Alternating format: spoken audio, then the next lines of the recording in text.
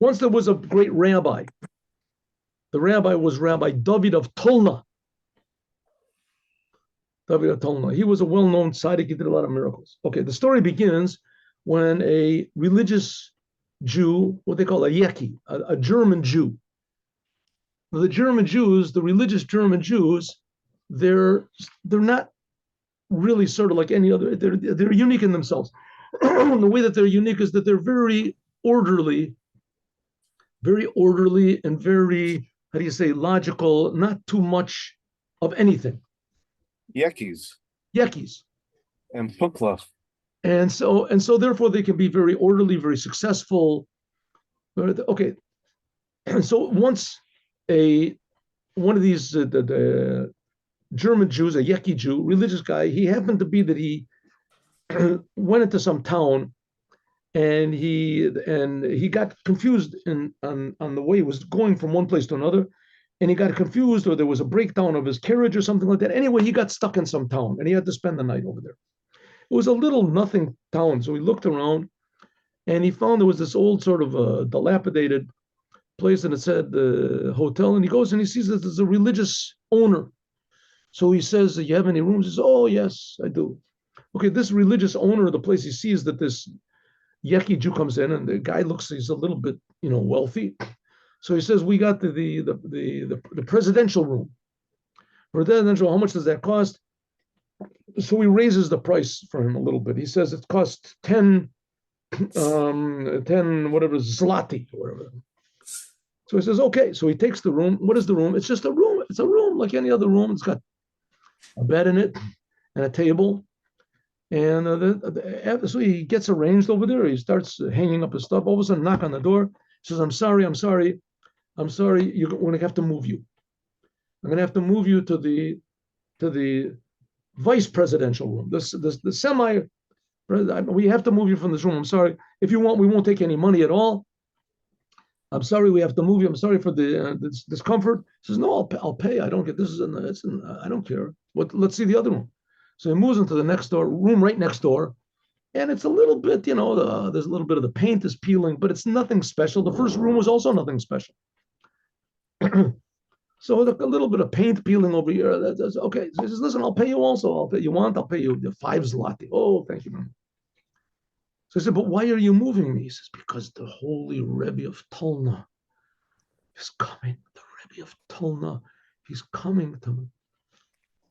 He doesn't know what this is. What does this mean? So he says, okay. So he moves to the next room, and he hears his wife saying, the Rebbe of Tolna is here. Is there? So he's a little bit interested in what's going on. So he opens up his door a little bit, and he peeks out, and he sees what's going on.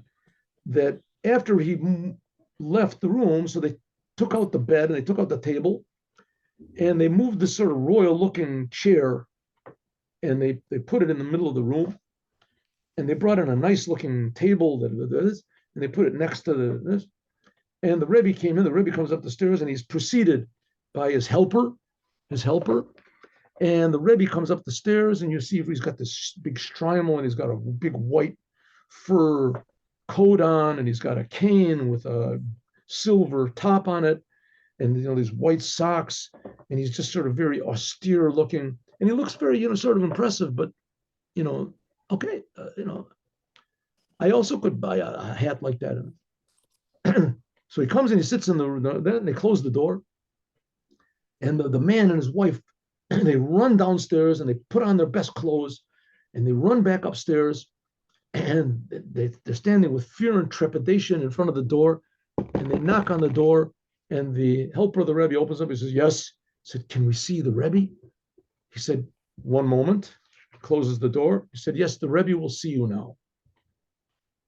So they go in, and this German Jew is saying, what is this? I never saw such a thing like this. So they go in, and they leave the door open a little, so he looks and sees. And he says, Rebbe, please, we don't have any children. We want children. And also, our hotel is not successful. We need success. The Rebbe said, 50,000 zlotys. I said, no, Rebbe, 50,000 zlotys. We haven't got that much. That's all we have. We just saved up. I said, okay, let's go. No, don't go. Rebbe, please leave a little bit for us. A little. We'll give you 40,000. Okay, let's leave. Come on. No, no, no, Rebbe, we'll bring the whole thing. We'll bring the whole thing. Please don't leave. Don't leave. He said, they run downstairs. They come back with a bag, put it on. So the Rebbe said, look, just looking straight ahead. Put it on the table. Puts it on the table. His helper, standing, he's counting the money. 40,000, 41. It's all here. 50,000, 50,000, the whole thing. Yeah. So, okay. I bless you. You should have children. And I bless you that you should have success. Oh, thank you, Rebbe. Thank you. Thank you. We're so grateful to you. Thank you, Rebbe. Meanwhile, this German Jew is looking, saying, this man is a highway robber. He's taking the money from these simple people. He's taking the bread out of their mouths. The simple people, they said they don't have anything. This is all the money they have got saved up for their old age. And they're already becoming, approaching old age. How could he do it? So he's thinking, should I tell these people? Should I not? He says, what can I tell them? They know as much as I do. And I'm telling them that the guy's a thief. They believe in him. So he doesn't know what to do. He's all just confused, this German Jew. And he goes downstairs outside and he lights up a cigarette. And he's just thinking, all of a sudden, he hears coming down the stairs the Rebbe with his helper. So he sort of hides behind a tree or something like that. And the Rebbe comes out and he's walking, strolling with this cane that he's got. And he's telling his helper, he's saying, these people, they don't look at this. I see the foundations of this building where they are very good. And look what they built on top of it, nothing. There should be another 50 rooms over here. And over there should be a big tennis court. And there should be over here a big stable for all the horses that are going to come for all the guests. And they should make all that. And he started, and this German Jew says, somebody has something going on over here in the background. Okay. And so he said, there should be, and so this German Jew says, this is a Rebbe. This guy is a businessman. What's he's talking about what there has to be? Can't believe it. So he's all shaken up about this whole thing. But that's it. They gave the money. And he goes to sleep, go back to sleep. The next day he leaves. 10 years later, this German Jew again gets confused on the way, or his cab, and he gets stuck in the same town. But it's a little bit different now. The town is different. It's hard for him to recognize that it's the same town. It has the same name, but he sees there's a couple of really big buildings, really big night. And the place where the hotel was is like a nice, very fine sort of a place. It looks like a palace. So he's looking around and trying to figure out. And all of a sudden, a little boy comes up to him. He says, excuse me, sir, excuse me. He says, my father wants to see you. He says, what? He says, my father, come. So he drives the carriage over there and he gets out. And the man standing there, he's got all these children around him, said, oh, you're the German Jew that was here 10 years ago, right? He said, yeah, that's right. This is your place. He says, oh, yes, what a day that was. The Holy Rebbe of Tolna came. Do you remember that? He said, yeah, I remember. He said, well, look what we have now, all of his blessings. I have 10 children. Since then, every year, I had children. One year, my wife gave birth to twins.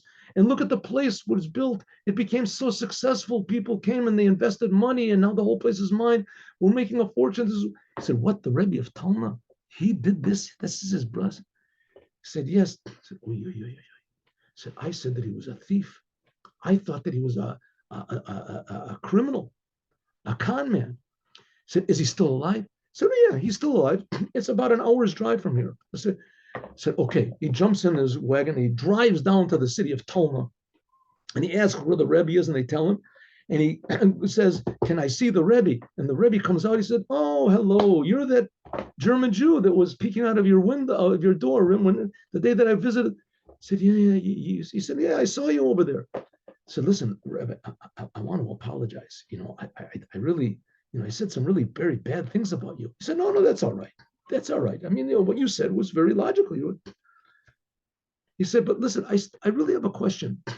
I mean, I see you're a holy person. You give blessings. Why did you have to take away all the money from these people? Why did you have to take away the money? I mean, you could have given them the blessing without that. I said, oh, yeah, sure. You're right. I could have given the blessing, but they wouldn't have been able to receive the blessing. By them, what was God? That money. That money was their certainty. That money was their security. That money was their protection. That money was their past. That money was their future. That money that they had was their life. As long as they had that money, they wouldn't be open to receive any blessings at all that I gave them. They would just think that it's an addition to what they've already got. Therefore, he had to take everything away from them. So they had absolutely nothing, and they would be dependent totally on God. They had to make a vessel, an empty vessel, to receive God's blessing. And that's what God is doing to us now. He's emptying us out from everything that we thought, and everything was logical. Everything we thought was our hope and our future and our past, to make a whole totally new future. That we realize what a Jew really is, and that we're God's people, and God is the King of the world, and He's going to give us some real amazing blessings above anything we could possibly imagine with Mashiach now. We just have to be ready for surprises. Have a good day with Mashiach now, and God willing, tomorrow, 8:15.